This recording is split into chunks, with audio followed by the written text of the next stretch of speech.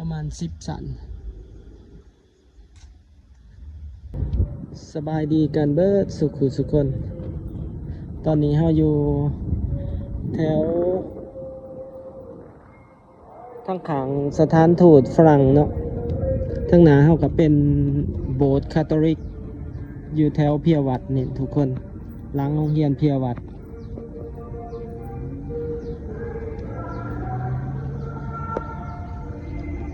สิพาทุกคนออกไปแถวแคมป์ของมันนี่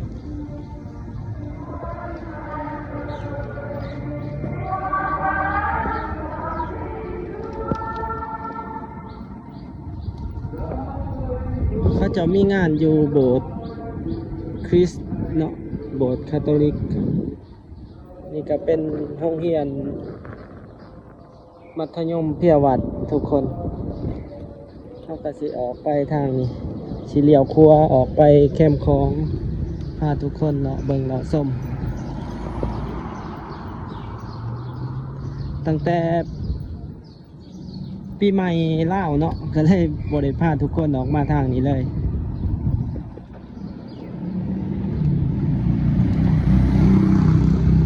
เดี๋ยวเราออกไปทางห้องหมอมโหสถนี่ทุกคน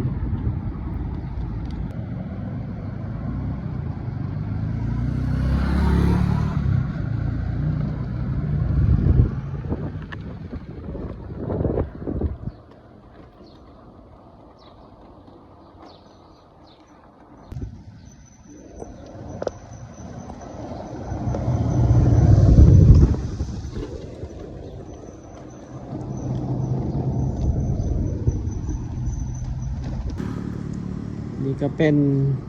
ทางหน้าห้องหมอมโหสถทุกคนเดี๋ยวเราสิลงไปทางซ้ายนี่เนาะ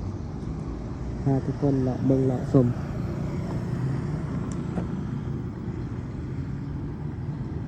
ไปเบิ่งบรรยากาศอยู่แคมป์ของกัน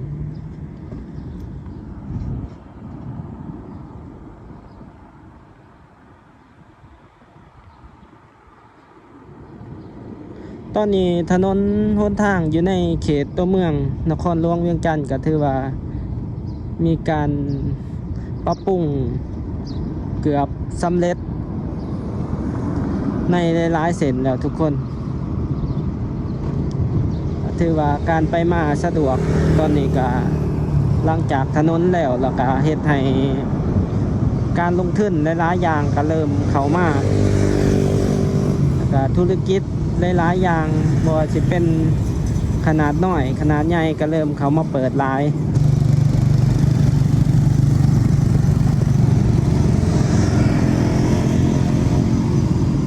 นี่เป็นบรรยากาศเส้นทางหลังเฮือนรับแขกข้างกับหอค่ำ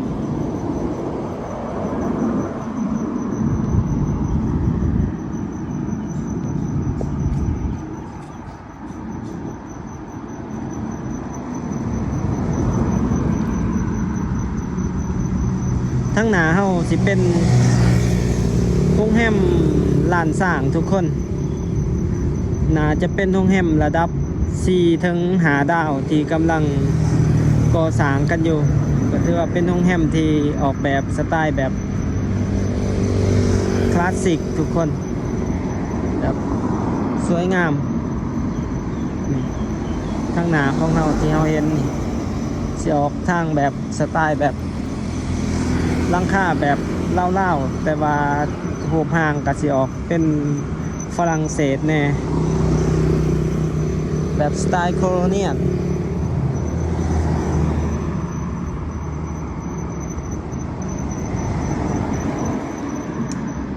เนาะเอาเบิ่งจากรูป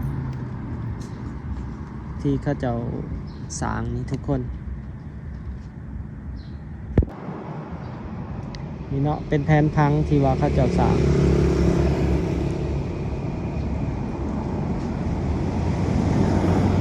ช่วงนี้เวียงจันทน์ก็ถือว่าอากาศร้อนร้ายทุกคนอากาศประมาณ38-39 องศาบางมื้อก็40 องศาเนาะร้อนร้ายบ่แม่นไสก็เลยถือโอกาสสิเป็นยามเช้าแล้วก็ยามแลงพาทุกคนเลาะเบิ่งเลาะชมบรรยากาศของเวียงจันทน์ก็มีหลายบอนที่ว่ากำลังก่อสร้างกันอยู่ สำหรับบ่ว่าสิเป็นตึกคอนโดอพาร์ตเมนต์ต่างๆแล้วก็โรงแรมส่วนใหญ่ก็สิเป็นโรงแรมทุกคนที่ว่ามีการก่อสร้างกันในนครหลวงเวียงจันทน์เฮาสิเห็นเสาปั่นจันทร์หรือว่าเข่นที่ว่าปักหมุดลงก่อสร้างแต่ละบอนส่วนใหญ่ก็สิเป็นโรงแรมแล้วก็อพาร์ตเมนต์ลงไปทางลุ่มนี่ก็สิมี 2-3 บอนเดี๋ยวเราสิพาทุกคนขี่รถลงไปซ้ายแคมป์คลอง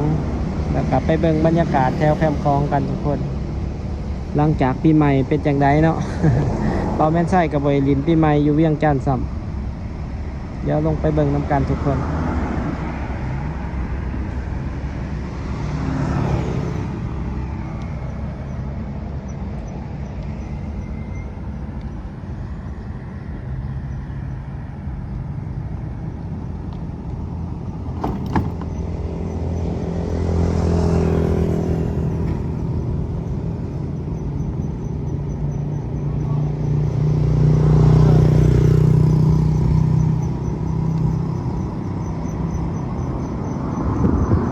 วัดเสียงยืนทางขวามือของเรา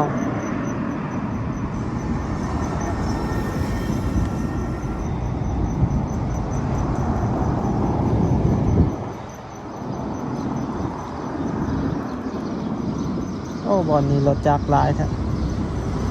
รถจอดที่ยังมา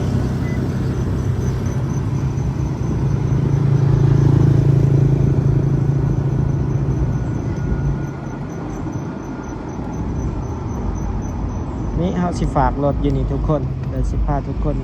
ย่างเลาะเบิ่งบรรยากาศตลาดแคมป์คลองทุกคนเดี๋ยวพาทุกคนย่างขึ้นไปถึงเนาะเบิ่งบรรยากาศของมื้อนี้วันเสาร์วันที่26เด้อทุกคน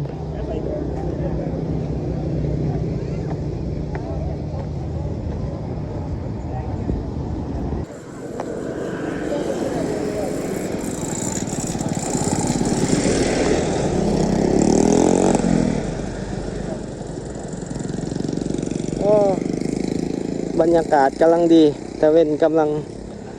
ตก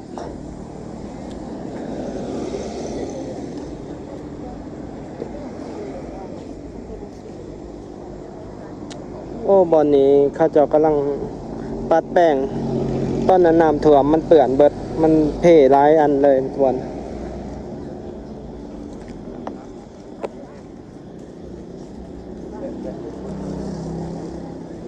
เดี๋ยวอย่างชมบรรยากาศอยู่นี่ทุกคนบรรยากาศกำลังดีเลย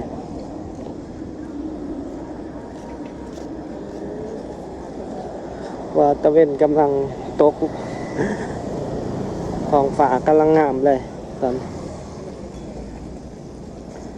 ทางนั้นเป็นห้องน้ำเนาะคน 3,000 ค่าเข้าห้องน้ำเท่านึงทางหน้าทางลงที่เราเห็น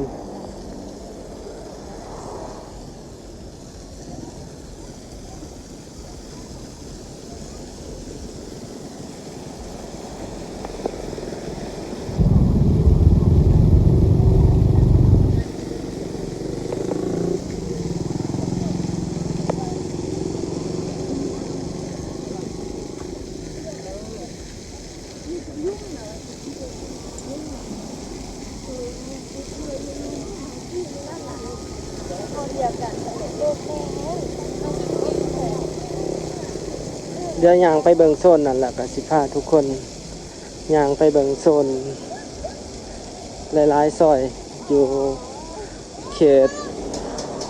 แถวแคมป์คลองทุกคน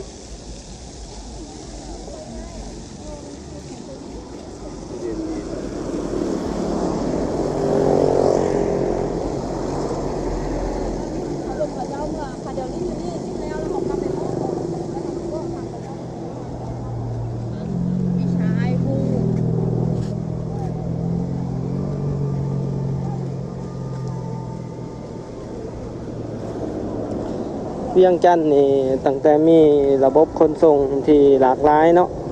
เริ่มมีรถตุกๆไฟฟ้ากอกๆเข้ามานี่ก็เฮ็ดให้การเดินทางของผู้คนหลายขึ้นแล้วก็เป็นสิ่งที่ว่าเฮ็ดให้การไปมาสะดวก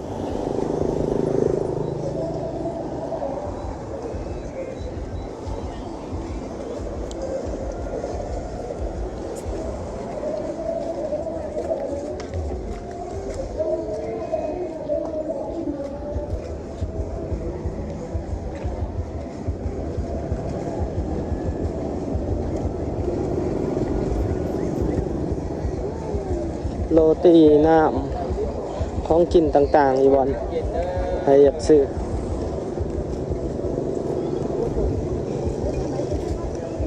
สำหรับผู้ใดที่มักนั่งแบบสไตล์รูฟท็อปก็มีหลายโรงแรมอยู่เนาะเพราะว่าจะเป็นอมริแล้วก็ทางเขตซ้ายแคมทางถนนแคมคลองที่เฮาขี่มาเมื่อกี้ก็มีหลายๆโรงแรมที่ว่ามีโซนนั่งดื่มชมวิวเดี๋ยวเรามาเบิ่งบรรยากาศอยู่โซนนี้ก่อน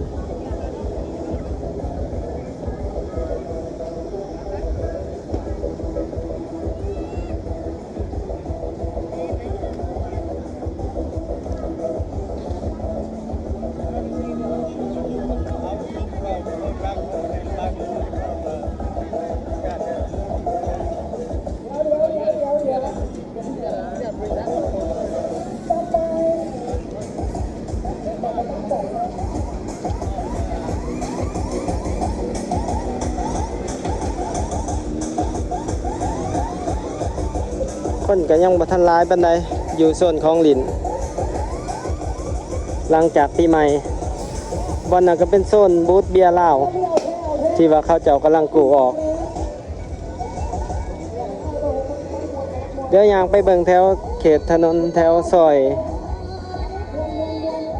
แคมคลองทุกคน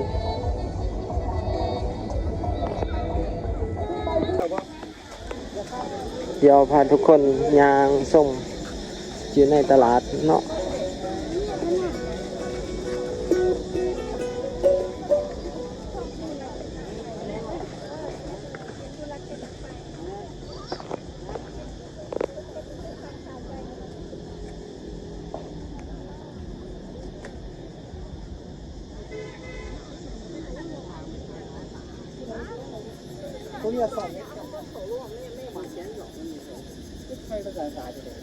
ส่วนใหญ่อยู่นี่สิเป็นสินค้า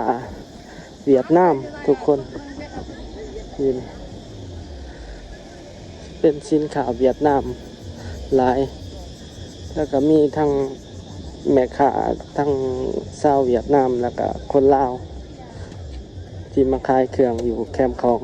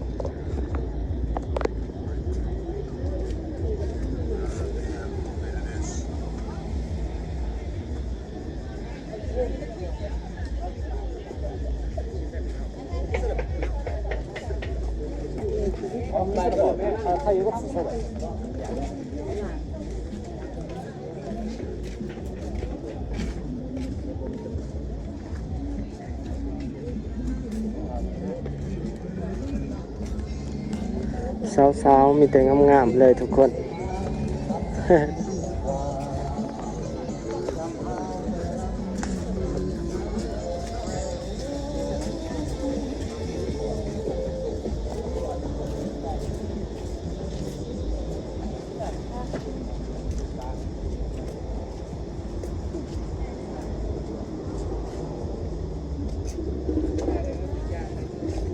เดี๋ยวสิพาทุกคนย่างออกซอยนี้แล้วก็ไปเลาะเบิ่งซอยแถวห้องแฮมทุกคน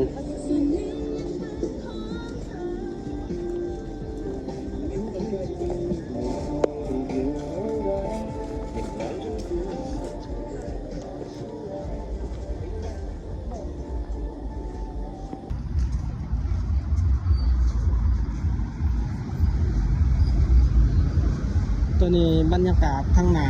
ของวัดจันทร์ทุกคนเดี๋ยวสิพาทุกคนยังเขาไปตามซอยนี่แล้วก็ออกยางเรียบทางหลังซอยนั้นเขาเคยไปหลายเทื่อละแต่สิบ่พาทุกคนยางไปดอกเนาะสิพาทุกคนยางขึ้นไปแล้วก็ยางไปทางซอย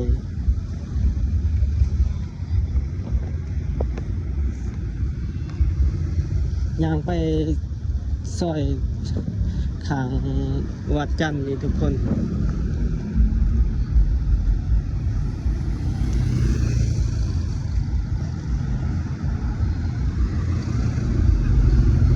คนกับโบราณปันใดต่างจากก่อนปีใหม่คันสิออกอะ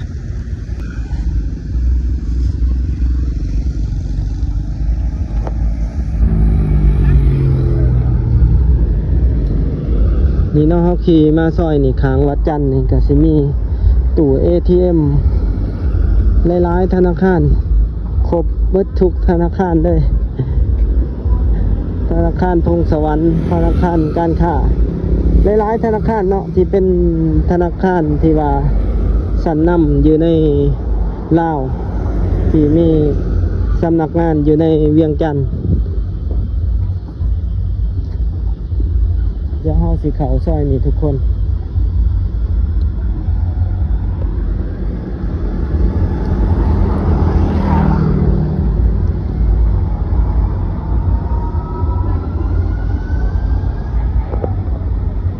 นี่สิพาทุกคนย่างริมซอยนี้โอ้มีผู้สาวเขาจะถ่ายรูป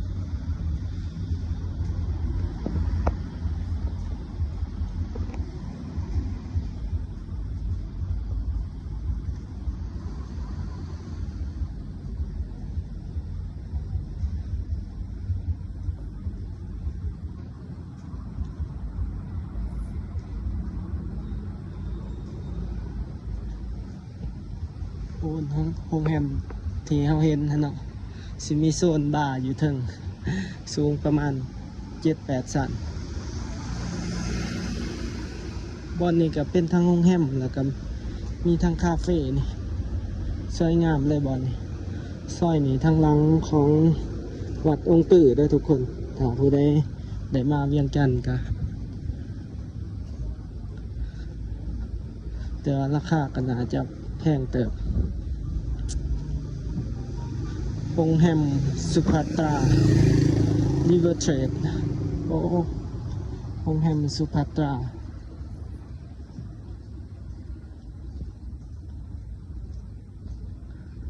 แบบลักชัวรี่แล้วตอนนี้ก็งาม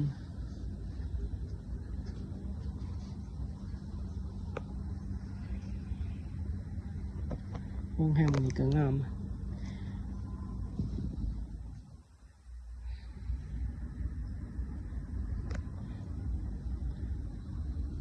สไตล์ยุโรปเลยการตกแต่งโรงแรมวันนี้ก็เป็นวันศีลทุกคน ได้ยินเสียงสวดออกมาจากอันวัดองค์ตื่อ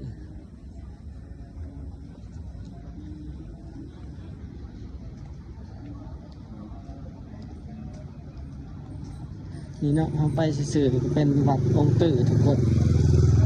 วัดองค์ตื่อ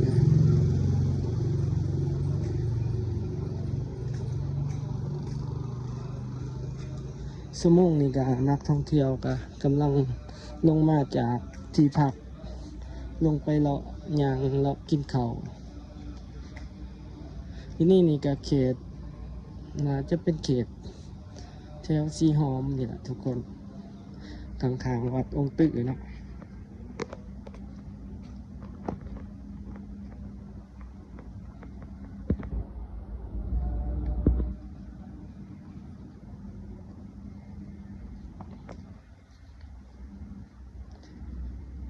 ค่อนข้างมืดแน่ก็ต้องขอโทษขออภัยเด้อทุกคนนี่ก็สิเป็น3 แยกถ้าเฮาเลี้ยวซ้ายออกไปก็สิ ออกไปสู่ถนนเศรษฐาทุกคนส่วนนี้ก็สิมีแต่บ้านพักโรงแรม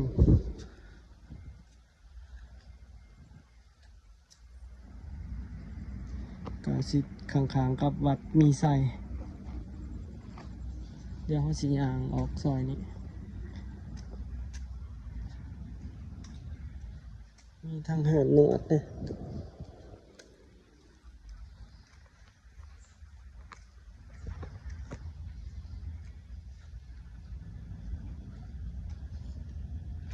ทางนั้นเป็นโรงแรมมินตราก็ที่นี่ก็มีคาเฟ่กัน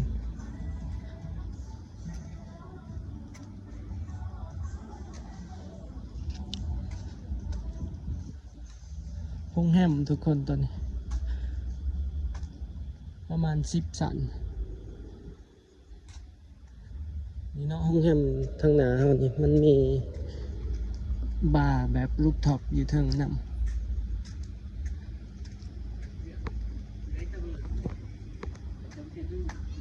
สิมีอาหารแบบสไตล์ยุโรปเบเกอรี่โรงแฮม VIP บูติก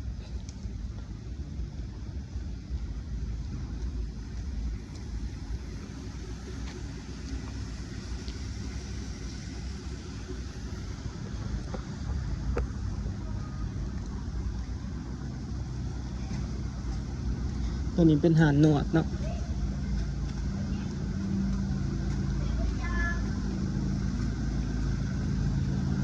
ส่วนฝรั่งกินเบียร์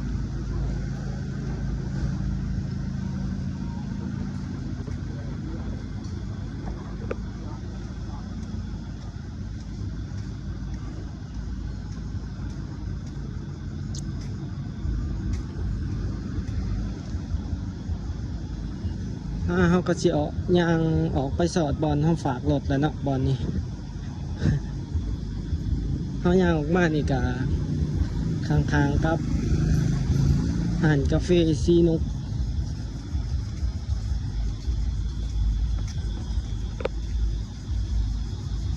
บรรยากาศของแคมป์ของมื้อนี้ทุกคน